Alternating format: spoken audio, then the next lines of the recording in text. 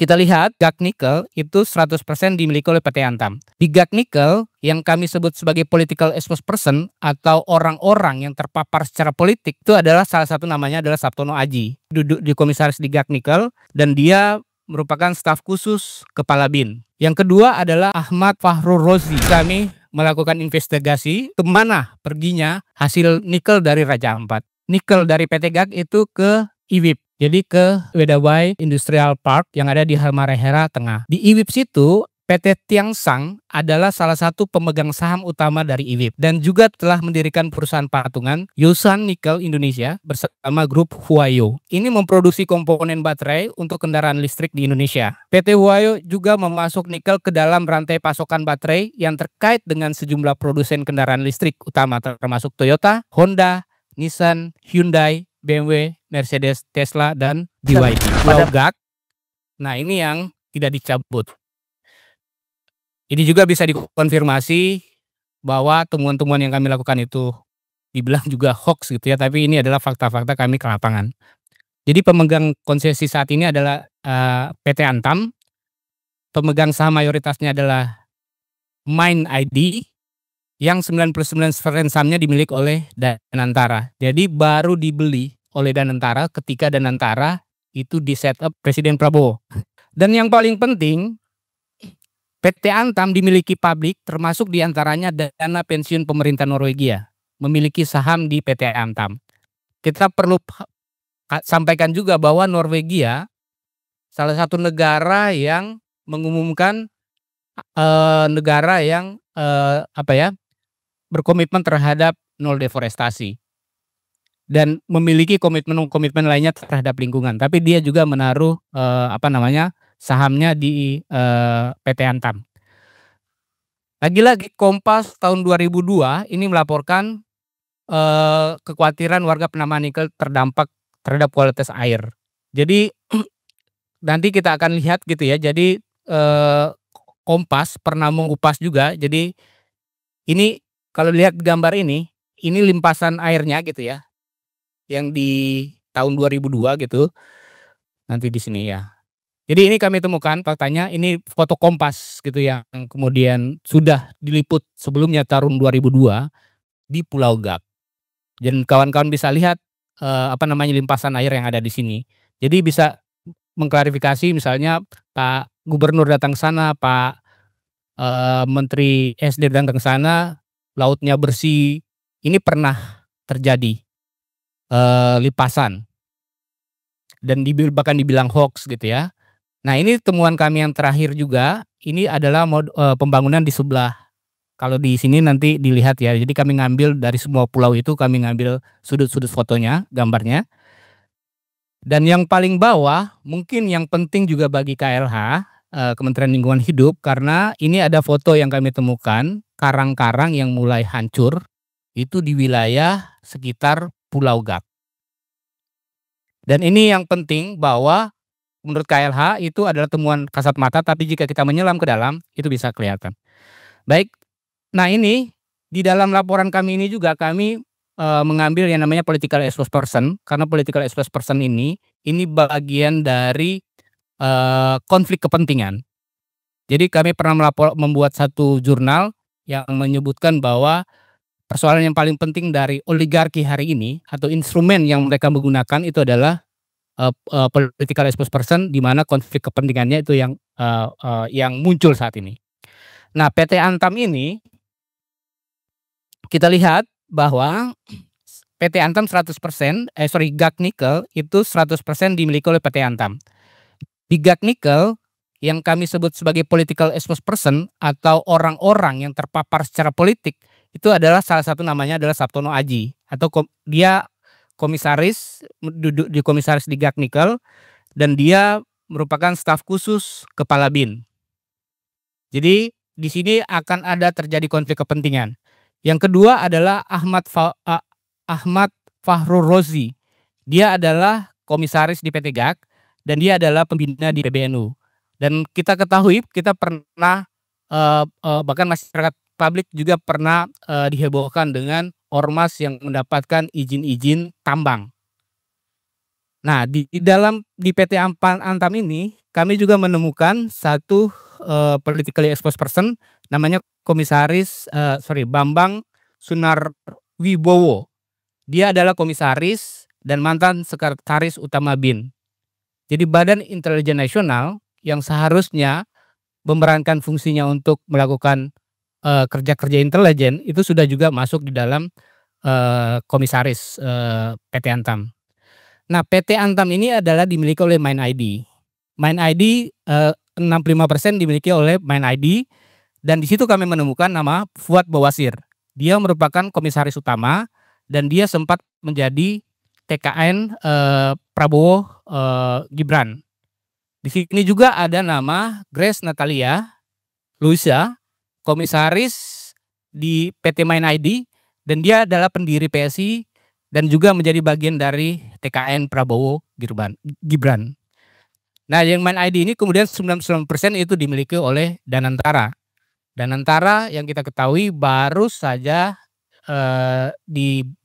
dibentuk oleh Presiden Prabowo, yang kemudian itu seharusnya seharusnya digunakan untuk hal-hal yang memiliki syarat-syarat yang kuat untuk tidak, menggunakan dana-dananya ke dana-dana ekstraktif. Selanjutnya adalah Pulau KW. Nah, ini satu kejutan lagi karena ini yang kemudian mungkin Angel bisa cerita. PT KW Sejahtera Mining atau KSM ini beroperasi di Pulau KW. Penambangan Pulau KW dimulai kembali tahun 2023 setelah aktivitas penambangan sebelumnya pada 2008-2009. Jadi ada sejarah panjang sebenarnya di Pulau KW ini, termasuk sejarah konflik yang pernah terjadi antar masyarakat di Pulau KW. Dan kalau kita lihat luas pulau ini adalah 4.561 hektar dan itu lagi termasuk dalam pulau-pulau kecil. Luas konsesinya adalah 5.922, kemudian deforestasi hingga saat ini 85 hektar, kemudian berada dalam UNESCO dan ini paling dekat sekali. Kalau kita lihat di spot ini adalah spot diving yang memang, di sini juga tempat mainnya parimanta gitu ya. Mereka, jalurnya di sini dan di sebelahnya itu adalah Wayak. Di atasnya itu adalah Wayak. Wayak itu sebenarnya lebih bagus daripada Pianemo. Dan itu masih sangat, bagus ya. Angel ke sana kemudian bisa berenang bareng hiu di sana gitu ya. Dan ini yang kemudian, menjadi penting kita melihat siapa pemilik di belakang. Nah, ini data-data dan foto-foto yang kalau kita lihat yang foto ini di belakangnya itu dekat sekali dengan pulau kecil, latar belakangnya adalah, Equator Dive. Karena Pulau KW ini salah satu pulau yang memang dia masuk dari garis, khatulistiwa. Di situ bangun sama Roy Suryo itu menjadi Menteri Pemuda dan Olahraga. Ada Tugujan di situ, Tugu Roy Suryo namanya. Nah, ini ya fakta-fakta dan ini kami temukan yang, pembukaannya itu masih bagus.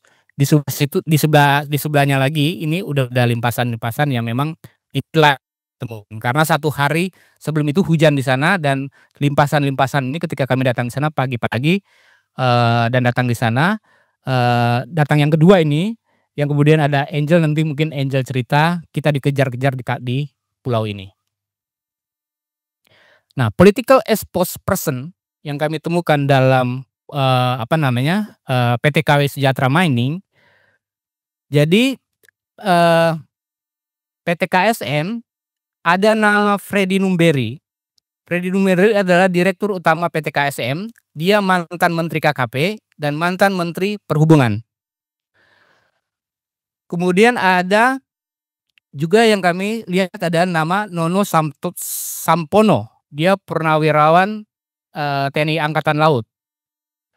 Dan di dalam, PT KSM ini melalui Freddy Numberi itu terhubung dengan PT Agung Makmur. Nah, PT Agung Makmur ini adalah grup dari Agung Sedayu Group. Nah, di PT KSM ini ada, juga nama Arief Kurniawan, mungkin Pak Dian kenal. Pak Arief Kurniawan, direktur, dia pernah bersaksi pada kasus korupsi pertambangan di Sulawesi, Tenggara. Dia memiliki saham di PT 28KW, 30% saham dari PT KSM, dan di situ di PT 28KW itu direkturnya adalah Arief Kurniawan. Dia juga memiliki 10% saham pada PT Rowan Sukses Investama yang terhubung dengan PT KSM. Nah, di sini 30% saham di dalam PT Jaya Bangun Makmur itu adalah Aguan gitu ya. Dan sebagian besar juga nama-nama anak-anaknya juga ada di sini, tapi kita lebih melihat kepada strukturnya gitu ya. Nah, yang kita ketahui kemarin kan kita dihebohkan dengan kasus pagar laut gitu ya, dan ada HGB di laut gitu. Dan dua nama ini, Freddy Numberi dan Nono Sabtono, itu juga tercatat memiliki hak guna bangunan di laut Tangerang Selatan. Jadi laut di Jakarta kita di coupling, laut kita di Raja Ampat juga di coupling. Baik, selanjutnya mungkin saya waktunya berapa ya, biar ini ya, biar kelihatan, biar cepat gitu, tapi saya akan penting. Jadi ini yang tadi tinggal mengulang, sebenarnya ini adalah perusahaan-perusahaan gitu yang memang sangat berpotensi untuk aktif kembali. Dan kita perlu hati-hati soal ini, jadi kita perlu melihat, dan sebagian wilayah-wilayah ini sebenarnya diterbitkan di kawasan hutan konservasi gitu ya, ada di kawasan lindung, dan beberapa bahkan yang tidak ada itu ada di yang namanya Waigeo Mineral Mining. Sebenarnya ada juga nama-nama perusahaan besar yang pernah terhubung gitu ya, seperti Harita dan lain-lain juga, tapi kemudian kita perlu memonitor lagi apakah izin itu masih terhubung. Nah, yang tadi kita bilang adalah perusahaan yang di Pianemo yang itu masih Anugerah Pertiwi Indotama, itu di Pianemo itu masih ada izinnya dan berpotensi untuk aktif kembali. Jadi selanjutnya ini ya, legalitas pertambangan di pulau kecil yang dipertanyakan nanti mungkin akan dijawab sama ini sangat penting Pak Dirjen dari Kehutanan dan juga dari Kementerian KKP. Jadi izin pinjam pakai kawasan hutan memungkinkan beberapa kelas kawasan hutan tertentu untuk digunakan bagi kegiatan non kehutanan seperti pertambangan. Itu PP nomor 105 tahun 2016.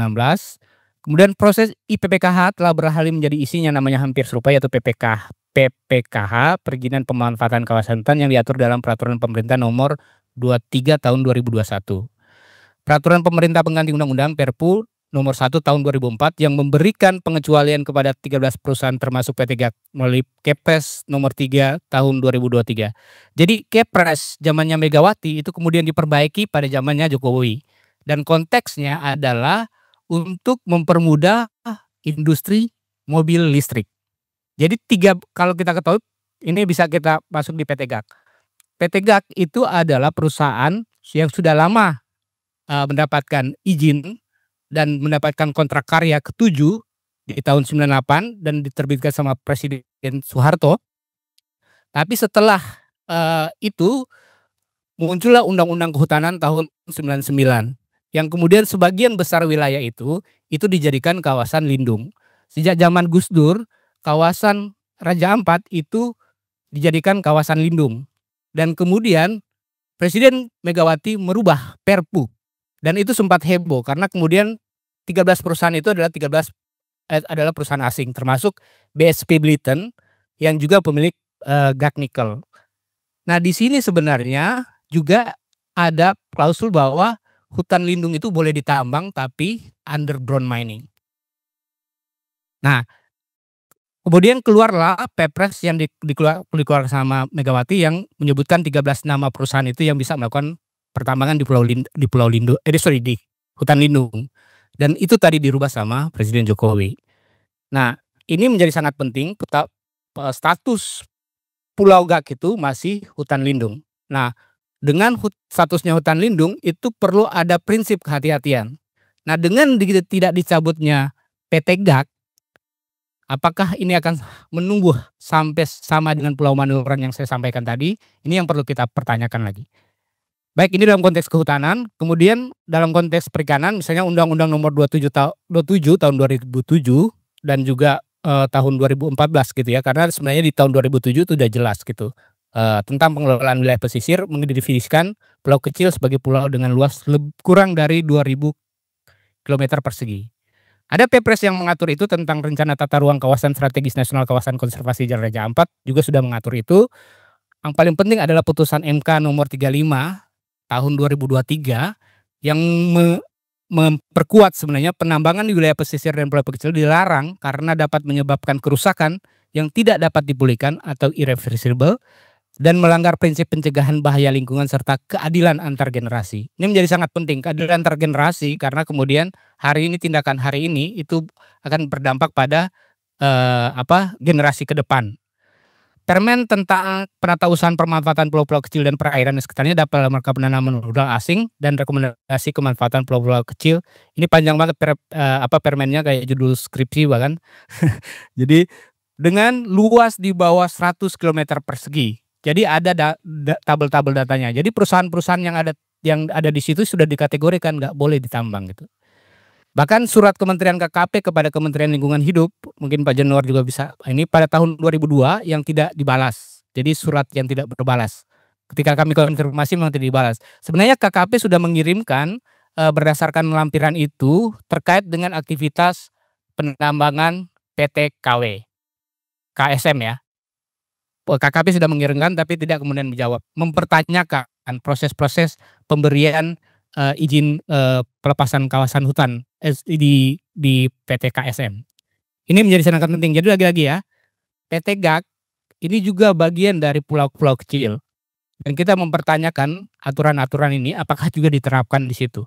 Jadi bukan hanya prosedur-prosedur izinnya, tapi ada dua undang-undangan yang bisa kontroversi dan yang harusnya bisa diterapkan dalam melihat kasus PT GAK, kenapa dia tidak dicabut.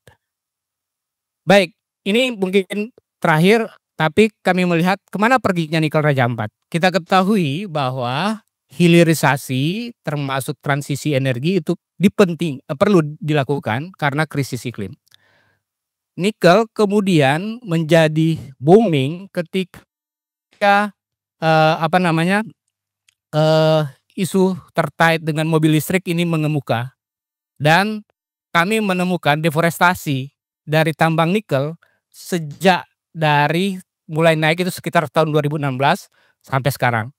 Nah, mobil listrik ini sudah menjadi salah satu jadi salah satu kampanye untuk keluar dari fossil fuel, dari sektor transportasi. Nah, kami menemukan, bahkan kami melakukan investigasi terkait dengan kemana perginya tambang-tambang atau hasil nikel dari Raja Ampat. Nah, ini adalah jeti dari PT GAK. Di sini PT GAK gitu ya. Kalau kita lihat juga gini, ini karena memang lagi musim bagus gitu ya, jadi nggak kelihatan. Kalau kita lihat memang aktivitasnya ini akan limpasan. Ini jeti di PT GAK. Jadi menurut Menteri SDM yang aktif itu adalah PT GAK karena dia sudah dapat RKAB. RKAB itu artinya dia sudah bisa berproduksi. Tapi sebenarnya kami juga menemukan di KW itu tongkang-tongkang sudah mengangkut. Jadi kemana tongkang-tongkang dari PT KW juga? Apalagi yang punya yang di Manuran yang sudah lama sebelumnya, entah kemana itu karena belum terdeteksi.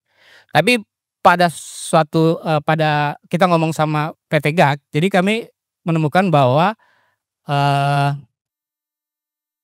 nikel dari PT GAK itu ke IWIP. Jadi ke Wedawai Industrial Park yang ada di Halmahera Tengah. Ini adalah foto yang kami ambil juga di sana bagaimana aktivitas industri nikel, terusnya smelter-smelter yang ada di di IWIP ya. Nah, di IWIP situ PT Tiangsang adalah salah satu pemegang saham utama dari IWIP dan juga telah mendirikan perusahaan patungan Yusan Nickel Indonesia bersama grup Huayo. Yosan Nikel ini memproduksi komponen baterai untuk kendaraan listrik di Indonesia. PT Huawei juga termasuk nikel juga. PT Huawei juga memasuk nikel ke dalam rantai pasokan baterai yang terkait dengan sejumlah produsen kendaraan listrik utama termasuk Toyota, Honda, Nissan, Hyundai, BMW, Mercedes, Tesla, dan BYD. Jadi ini nikel yang sudah ada di Raja Ampat itu sudah sampai kepada merek-merek perusahaan dari data-data yang kami temukan. Dan menjadi sangat penting, mungkin Pak Dian dan kawan-kawan, ini adalah rencana pembangunan smelter nikel di Baja, nikel Baja di Sorong. Awal 2024 telah tercapai kesepakatan antara pemerintah daerah dan investor ingin membangun smelter nikel dan baja di Sorong. Nah, di dalam kawasan ekonomi khusus Sorong dan akan didukung oleh 2 perusahaan Tiongkok, itu PT Sengwei Neo Energy Technology yang akan membangun smelter nikel dan Beijing Jianglong Heavy Industry Group yang akan membangun smelter baja. Hingga Mei 2025 belum ada tanda-tanda pembangunan smelter ketika kami melakukan peninjauan dan investigasi edukasi. Tapi memang diduga karena menurunnya harga nikel baru-baru ini dan adanya laporan terkait kekurangan biji nikel di Indonesia. Nah, kenapa? Sekarang misalnya Indonesia juga mulai impor nikel dari Kaledonia sama di beberapa negara lainnya. Karena sudah banyak juga smelter-smelter yang sudah terbangun tapi kondisinya masih belum tergarap gitu ya.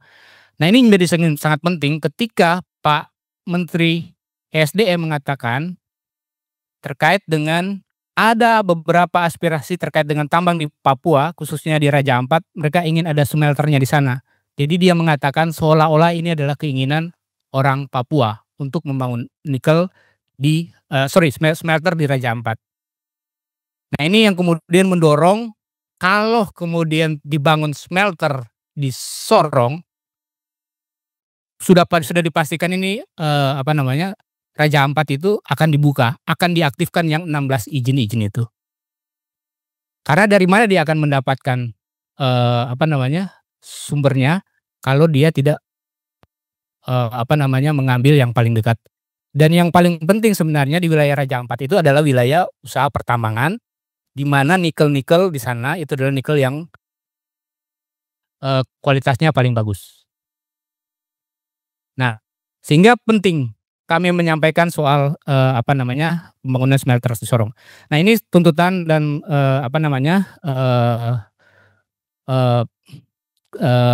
tuntutan dari kami sebenarnya. Sebenarnya kami meminta namanya kurangi permintaan. Karena permintaan ini yang kemudian mendorong terjadinya eksploitasi besar-besaran terkait nikel-nikel kita di Indonesia. Nah, ini efisiensi dan penggunaan bahan pengganti, sementara strategi ekonomi sirkular seperti daur ulang dan penggunaan kembali dapat menjadi alternatif yang layak bagi pasokan baru dari tambang gitu. Critical mineral itu menjadi sangat penting, transisi energi juga menjadi sangat penting, tapi menjadi penting adalah kita juga memiliki upaya-upaya untuk melakukan efisiensi. Dan mendaur ulang itu menjadi salah satu solusi dalam konteks industri mobil listrik. Kemudian ada penegakan aturan. Nah, ini menjadi sangat penting. Penegakan aturan ketika pemerintah mengumumkan mencabut 4 perusahaan yang aktif di Raja Ampat, ini perlu ada kekuatan hukum yang mengikat. Karena yang tadi saya sampaikan, itu pengadilan itu sedang berproses. Dan itu bisa mengembalikan izin-izin yang sudah mati sebelumnya. Nah, yang kedua memang di dalam konteks penegakan aturan ini kami meminta pemerintah juga dengan putusan yang sudah mencabut izin-izin itu harus ada kerangka hukum dan memasukkan independensi termasuk membentuk tim-tim yang berkaitan supaya implementasi terhadap keputusan pencabutan izin ini bisa dilaksanakan. Karena bagi kami Greenpeace dan bersama ada 60.000 orang yang sudah menandatangani petisi ini terus memantau supaya Raja Ampat ini bisa betul-betul dilindungi. Jadi kami khawatir ini hanya untuk meredam tuntutan-tuntutan, meredam kehebohan, kemudian mengambil keputusan. Tapi kami akan terus memantau dan terus meminta pemerintah untuk menjalankan implementasi terkait dengan putusan, pencabutan izin. Bang Rio mungkin sedikit dipercepat. Ya, ini terkait dengan no-go zone. Jadi di wilayah-wilayah ini ada menetapkan area terlarang bagi kegiatan pertambangan, seperti kawasan nilai konservasi tinggi, bagi habitat jenis yang terancam atau kawasan, dengan stok karbon tinggi. Selain itu wilayah yang terdapat masyarakat adat, itu juga menjadi sangat penting karena di Halmahera Tengah itu ada suku Honga namanya yang itu suku terasing, suku yang memang mereka memilih untuk tetap tinggal di hutan, tapi saat ini sudah, juga, wilayah mereka udah dikasih izin. Kemudian perlu ada due diligence bagi para produser kendaraan listrik untuk segera memperkuat uji tuntas rantai pasoknya. Karena ini menjadi sangat penting. Produsen mobil-mobil listrik itu harus memastikan mobil listrik itu tidak berasal dari wilayah-wilayah seperti Raja Ampat. Bukan hanya Raja Ampat tapi wilayah-wilayah yang melakukan pelanggaran, terhadap, lingkungan hidup, pelanggaran HAM gitu ya. Bahkan, memastikan transparansi dalam, due diligence-nya, terkait dengan dari mana sumber-sumber nikel yang digunakan untuk baterai-baterai mobil listrik mereka. Ya, terutama juga tadi ya menghormati masyarakat adat. Dan saya kira begitu, terima kasih, ini agak sedikit panjang walaupun, pendek gitu ya. Seharusnya pendek karena memang ada detail-detailnya, nanti kawan-kawan bisa baca di laporan, yang kami terbitkan. Dan lagi-lagi semoga, laporan ini memperkuat atau memperpanjang lagi perdebatan-perdebatan sehingga kemudian kita, harus memastikan putusan yang dilakukan sama, Presiden dengan mencabut 4 izin itu harus dipastikan, termasuk kami masih menuntut juga Pulau Gak dilakukan dengan hal yang sama karena, situasinya sama dengan pemaparan yang kami temukan.